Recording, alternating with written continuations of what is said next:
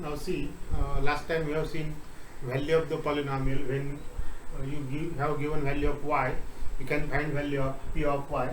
One or two examples we'll take, and then we'll go towards next one. See, this p of y is given to you, and you have to find value of this polynomial when value of y is 3 root 2. So see, it is p of 3 root 2. That means you will put value of y as 3 root 2. So it is 3 root 2 bracket square minus 3 root 2 into 3 root 2 plus 1. Now 3 root 2 bracket square means 9 into 2. This is also 9 into 2 plus 1. This will get cancelled.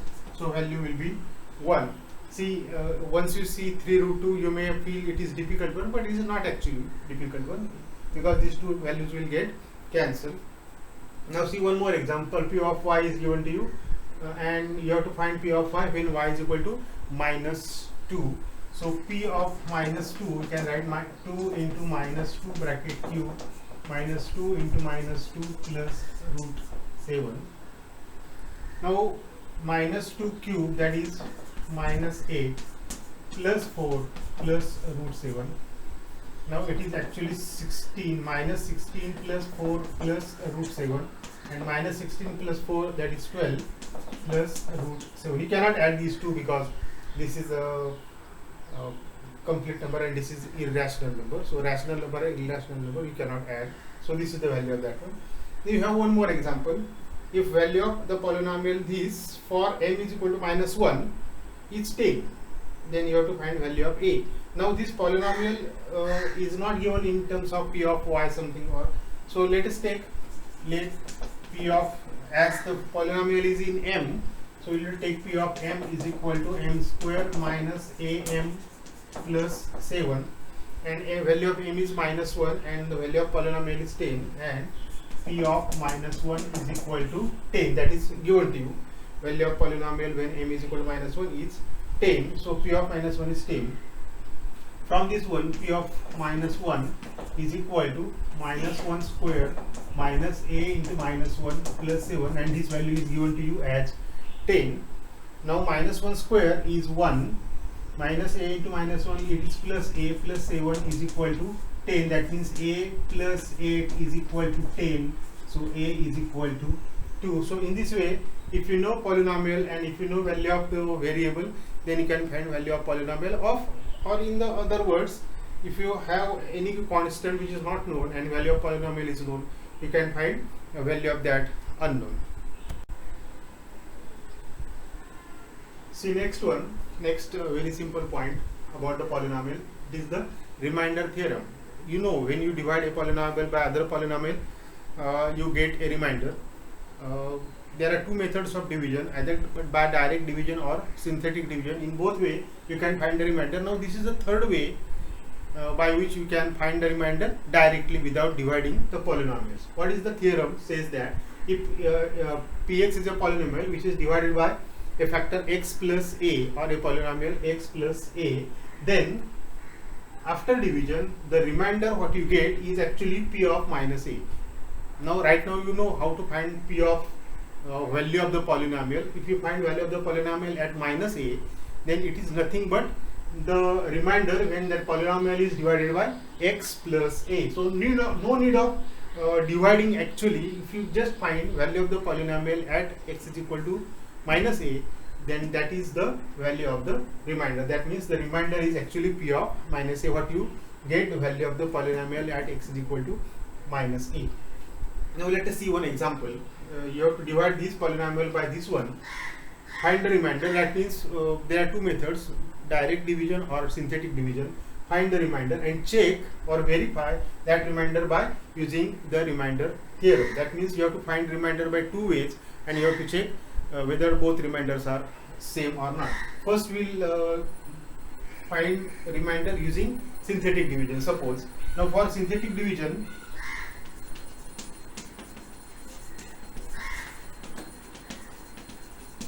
you want coefficient form. If you remember that one, coefficient form, it is 4 minus 1 2 and value is x plus 1. So we will take minus 1 here, and then 4 minus 1 and 2. We will take this 4 as it is. 4 into minus 1, that gives you minus 4. Minus 1 minus 5, 4 means minus 5. This is 5 and 2 plus 5 is 7. The meaning of that one is this 7 is the remainder.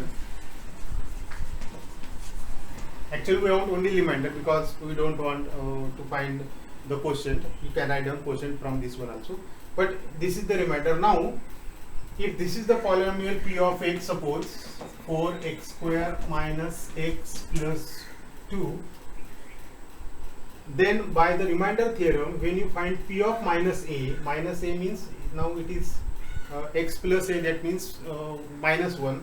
So p of minus 1 should be your remainder. Let us check. 4 into 1, sorry, minus 1 square minus 1 plus 2. Now this is 4 minus 1 square is 1, minus 1 is 1 plus 2, that is 7. So by remainder theorem, we have verified that if you find remainder by division, that is synthetic division, you get remainder 7, and by remainder theorem, the remainder is also minus 7. So now it is not necessary to find remainder by actual division. If you just find value of the polynomial at x is equal to minus a, then that is actually the remainder. Now see, you have taken one more example. Divide this polynomial by this x plus 3. Actually this remainder theorem is helpful when the polynomial that by which that is the divisor polynomial, if it is a linear one. If it is not linear one, you cannot apply this remainder theorem. Now this is the polynomial. We have to do the same thing, divide actually by either actual division or synthetic division, and then find remainder by remainder theorem and see both are same or not. Now coefficient form is x raised to 4, that is 1, then there is no term of x cube, that is 0, then minus 5 x square, then minus 4, and there is no constant term, so it is 0.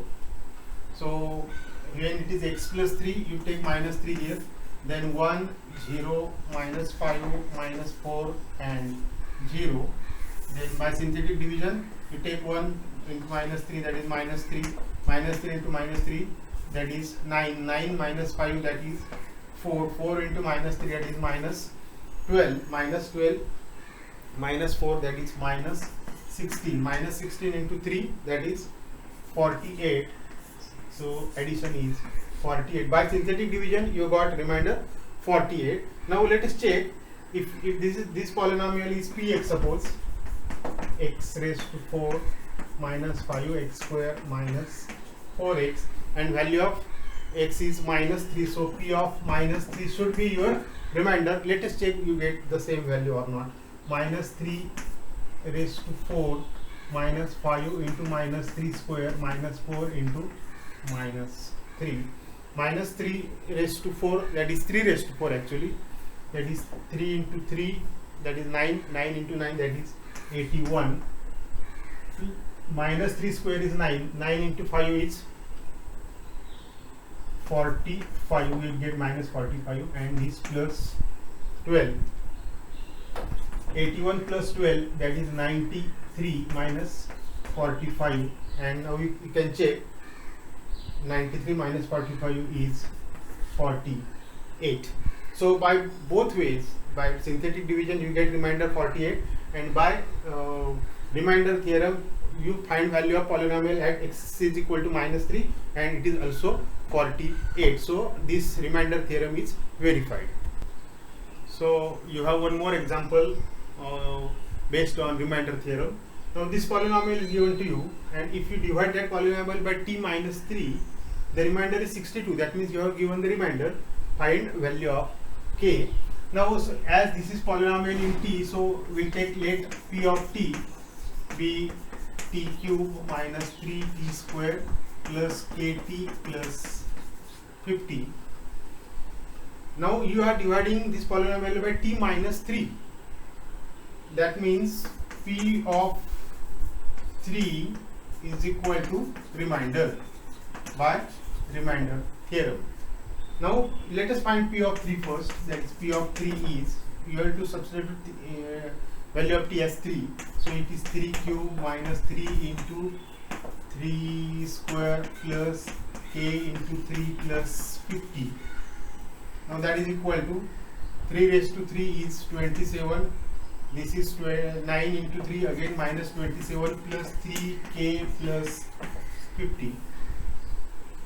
Now that is, it is 3k plus 50. Now by remainder theorem, you have given the remainder T of remainder is 63. Hence P of 3 is equal to 63. Hence 3k plus 50 is equal to 63. So 3k is equal to 63 minus 50, that is 13. So k is equal to 13 upon 3.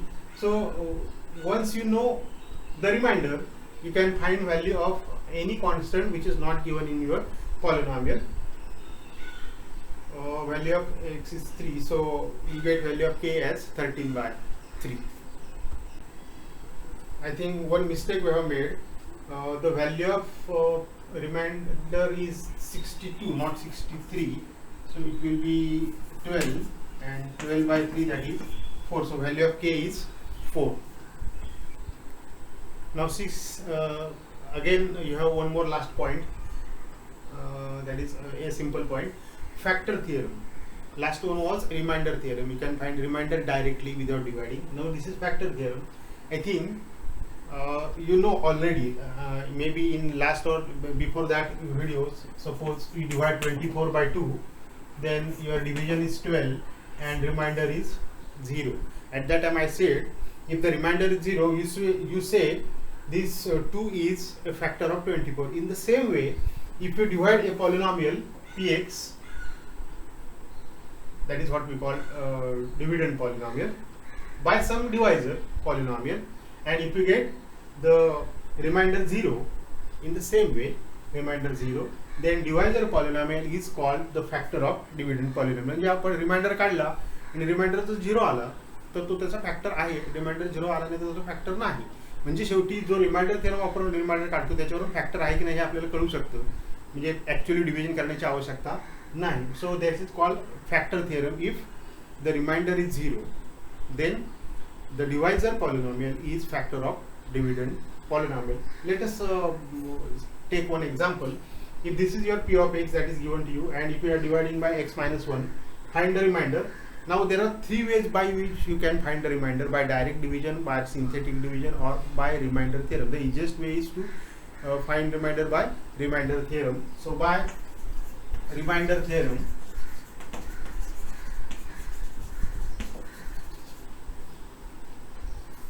see, this is P of x and it is x minus 1. So P of 1 is remainder.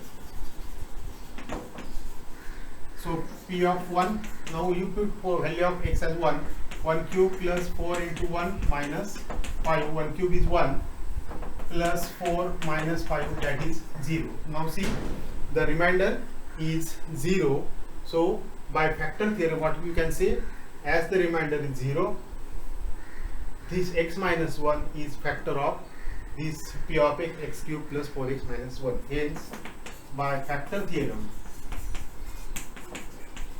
x minus 1 is factor of P of x. So if you get remainder 0, it is the factor. If you get remainder non-zero, it is not the factor. One more example I have taken. I have taken the same polynomial. I am testing whether x plus 2 is factor of this polynomial or not by remainder theorem or by factor theorem. Now when you divide this by this, this is your remainder because you are dividing by x plus 2. Now let us check minus 2 square plus 4 into minus 2 minus 5 minus 2 cube, that is minus 8. 4 into minus 2, that is minus 8, and this minus 5. So value of this one is minus 21, which is not equal to 0. Hence, as remainder is equal to minus 21, which is not equal to 0, hence by factor theorem, when remainder is 0, it is the factor. So factor theorem says that when remainder is not equal to 0, we can say that x plus 2 is not factor of p of x. So these factor theorem, these remainder theorems are very useful. Remainder theorem is useful to find remainder in short way. This factor theorem is useful whether given polynomial, of course linear polynomial, is factor of the dividend polynomial or not. Now this completes everything about polynomial. Only one topic remaining, we'll see in the next section.